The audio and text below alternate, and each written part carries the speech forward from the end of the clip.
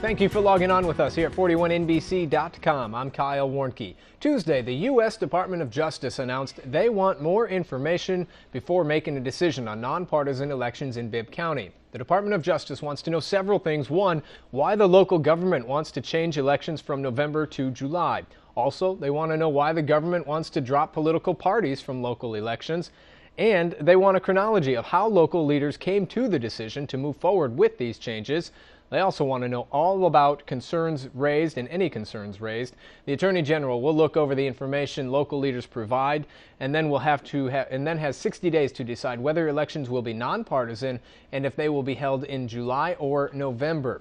Now, Republican Representative Alan Peake says he fully expected all this to happen. Peake says he thinks the Voting Rights Act will be abolished with this, and nonpartisan elections will then take place.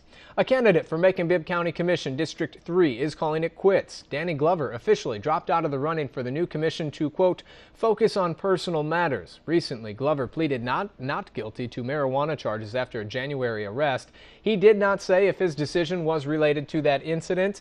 The District 3 race is now between Macon City Councilwoman Elaine Lucas and Terry Tripp. Warner Robins Councilman Mike Brashear wants the city's top seat. Brashear officially announced Tuesday he is going to run for mayor. He says the city needs a businessman, much like himself, who understands how to run it.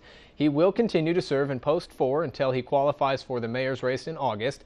He faces opposition from Chuck Chalk and Randy Toms.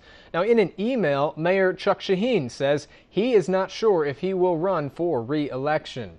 Escaped inmate Troy Criswell was found about 20 miles from the Twiggs County Jail on some railroad tracks in rural Bleckley County.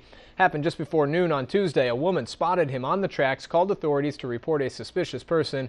Bleckley County Sheriff's deputies arrived, apprehended 45-year-old Criswell at the intersection of Magnolia and Centenary Roads.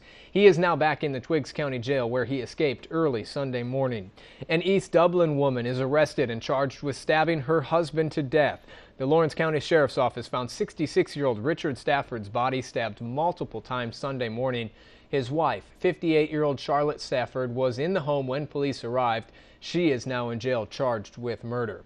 A Houston County sergeant has resigned after allegations he used unnecessary force. Sergeant Kenneth Beck responded to an aggravated stalking offense when the accuser, Patrick Asselin, made that claim. The Houston County Sheriff's Department began this investigation. Then, after Beck resigned, the GBI took over. Crews removed the crashed plane from the South Bibb County scene Tuesday afternoon.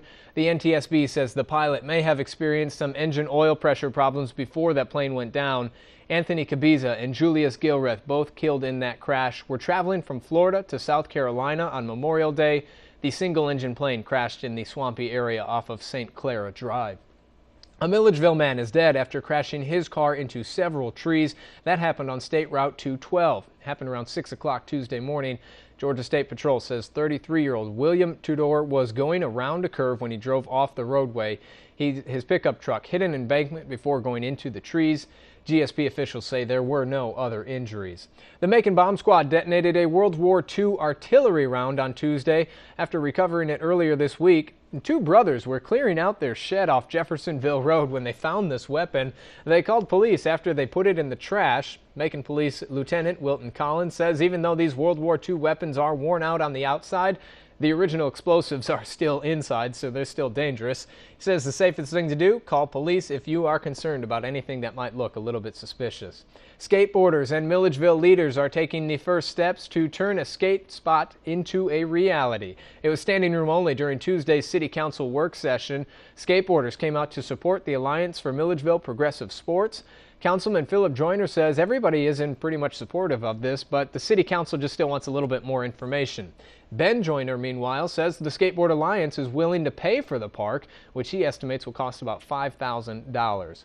A music teacher in Houston County is nominated for a Grammy. Faye Boyer is one of more than 200 quarterfinalists nominated for the first ever Music Educator Award. This award recognizes kindergarten through college educators who have made a lasting contribution to music education. The next round of finalists will be announced in August. After that, the winner will be announced live during the Grammy Awards and will receive a $10,000 grant. Very big congratulations to her. Be sure to join us on the air for the news tonight at 6 and 11. Have a great Wednesday, everybody.